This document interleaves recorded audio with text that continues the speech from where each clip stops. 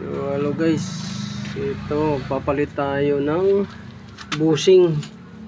So ito yung bushing ni sir. Yan, wang-wang na yung bushing niya. Wang-wang na. Yung bushing niya guys, parang malaki pa yata yung bushing nito. Parang tinabasan, no? Yung bushing niya. So binila natin ng original talaga na bushing na pang Suzuki transformer. So ayun, kinabit na yung bushing. Lagyan mo ng ano, grasa? Ha? Grasahan? Lima. Mas malambot mo pag may grasa. Naman. Kunin ko. So ito yung bushing ni sir na luma. So ang issue nito kasi guys ay malagutok sa hams. So ito yun. So modification ng yung bar bushing nyo. Hiwa-hiwaan. Malaki siguro to. Hindi to original na ano. Tapos may sapin pa dito na guma. Ayan o. Sapin. Jay, itong guma na to galing din sa kanya? Oo. Sinapinan? Oo. Para ano? Presyo.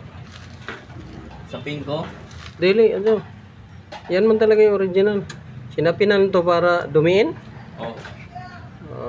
Modification nga guys, ginawa. Pero ang problema, okay sa labas. Ang problema guys, yung sa loob. Yung sa gitna na butas.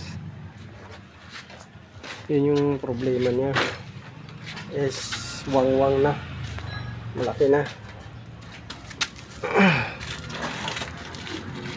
So ito, pakita ko sa inyo guys. Yan. So walang problema sa labas. Kung i-modify, ginawa nila ganyan. Sinapawan para dumiin. Eh ang problema sa gitna. Wang-wang na.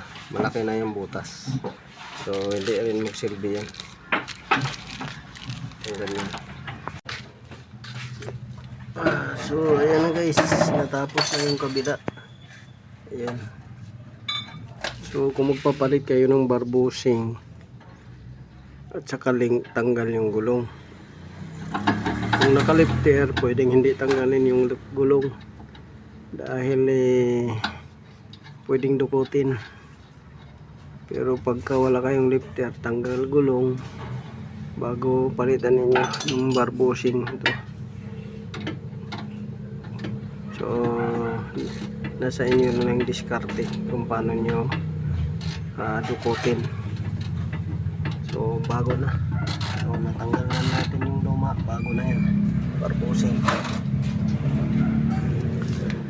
So ito hindi to original.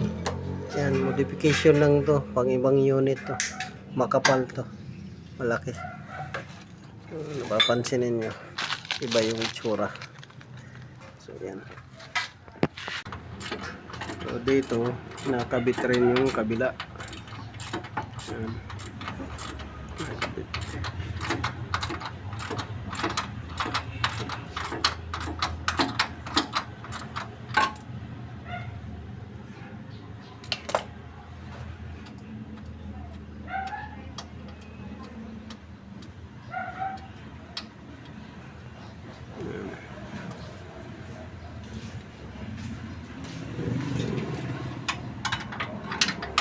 So kasunod naman ito, papalitan natin yung trail arm bushing doon sa likod kaliwa. Papalitan natin ang bushing dahil punit na. Punit na yung bushing niya.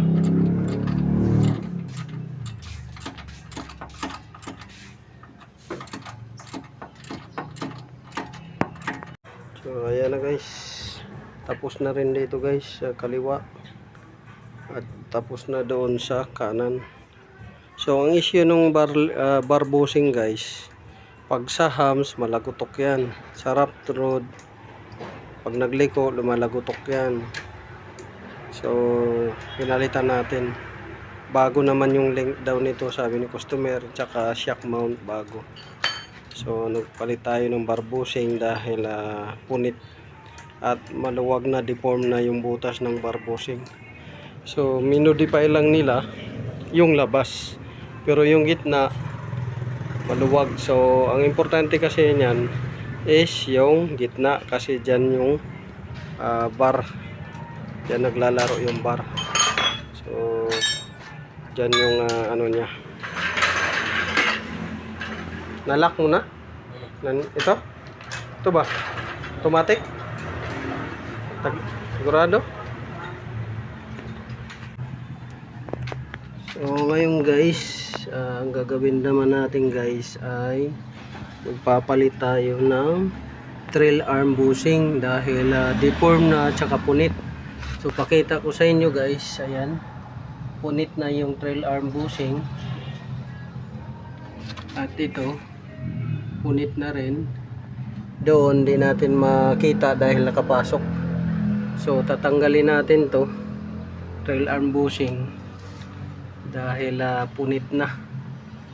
So ang gagawin natin ngayon ay magbabaklas tayo ng mga ganito, mga brake line nya. So problema nito, nakasuot yung ano dito, tanggalin natin yun. So dito sa kabila ganon rin. So punit na dyan at punit na din dito. So ang sintomas nito guys ay masyadong matagtag ang suspension nya. Pagka punit na yan, matagtag siya sa hams, sa rough road, lalo na kupuno. Yan yung problema niyan, punit na. So tatanggalin na natin yan guys para matapos natin. Okay. So ito guys, tatanggalin na namin. So medyo may kahirapan lang to guys pagtanggal. Okay, baba doon. Ay wala na, UP pala di. Vice gripon doon na UP. Tinamaan na, di na UP ayun no, yung bakal. Sige atras. Imo pabukahon doon siya. Di atras. Taas. Taas. Tapos sige, wangi ah. So medyo mahirap lang guys dahil may bangga sa ilalim.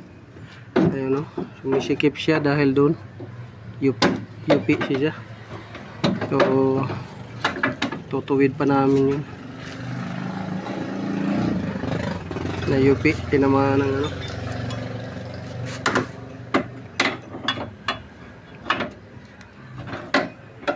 So ito na guys, tanggal na. Ayan, punit na. Ito tayo. Ayan, punit.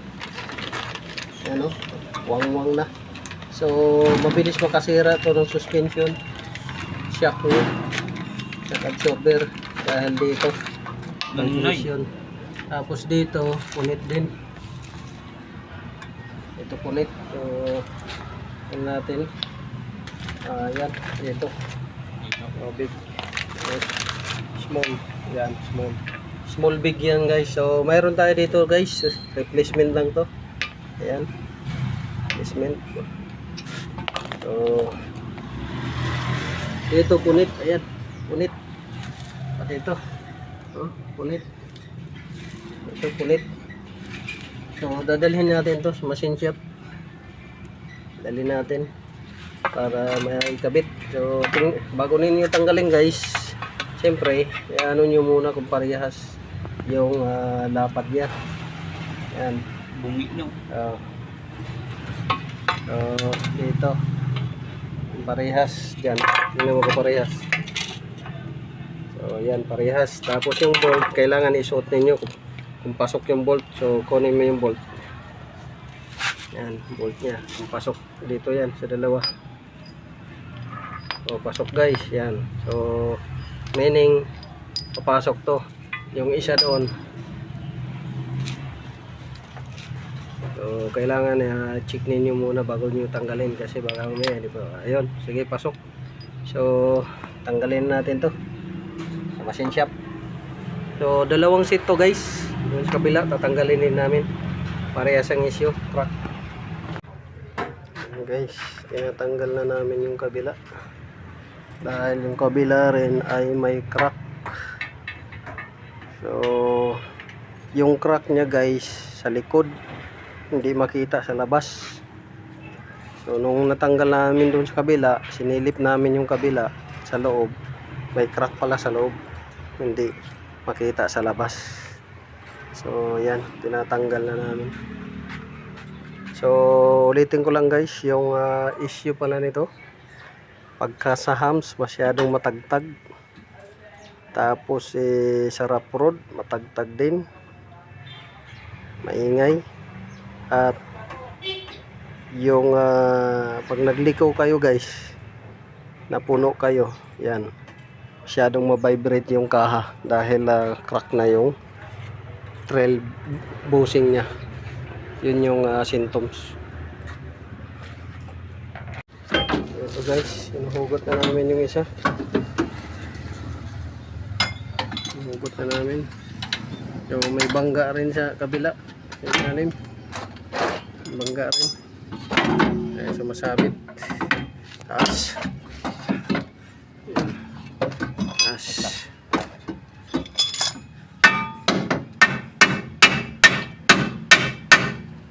Hindi, pababa. Sikwatin mo pababa. Yan. Oh, mabutas ang tangke ha. Sa ibabaw mo sikwatin ba? Ibabaw para pababa. Pero usog ka. Diri sa kabila. Isukot mo. Pababa.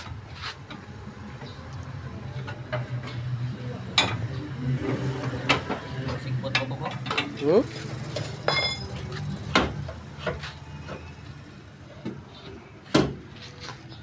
Sige guys. Ayan na yan, bubunutin na namin. May pala di mabunot, may bangga sa ilalim. Ayan. Ayan.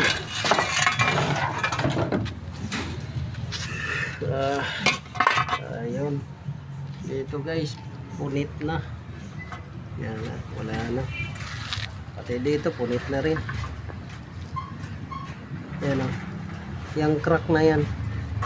Yan, paikot. Tapos yung crack dito rin, paikot.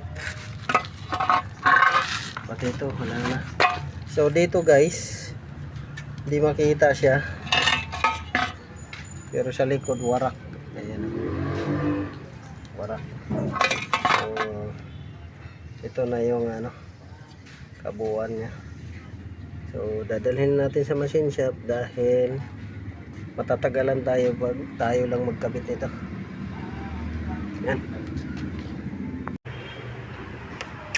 So ayan guys, napalitan na natin, bago na. Yan. Bago. Yan, bago na rin. Ang bushing niya bago. Ito bago. So ikakabit na natin. Guys.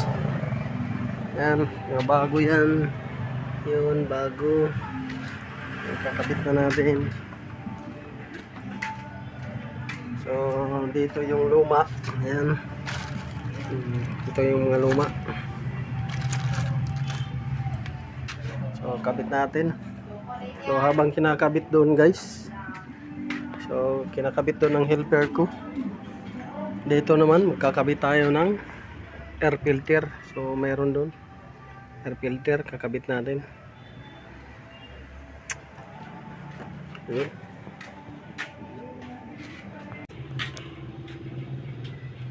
Video ko na.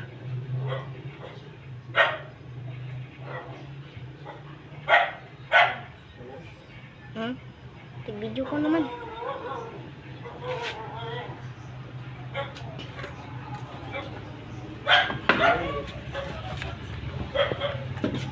Kabila. Kabila. Ikot.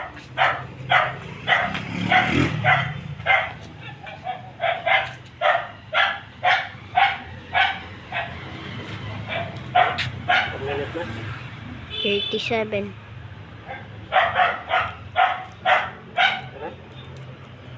Apa? Ito mag-video lang. Ito mag-video lang kay 50 na. Okay. Dapat ini.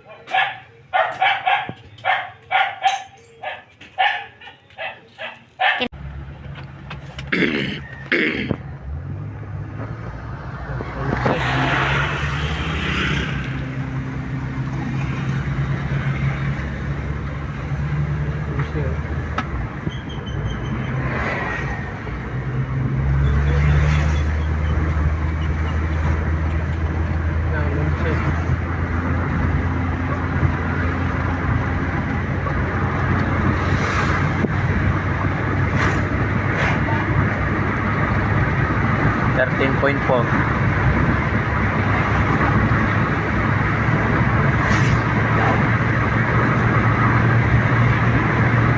13.5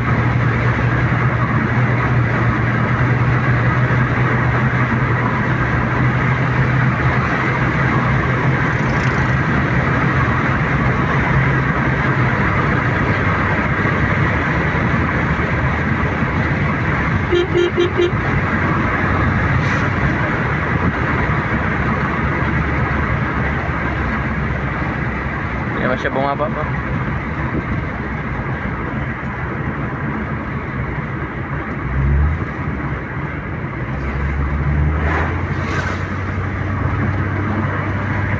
.9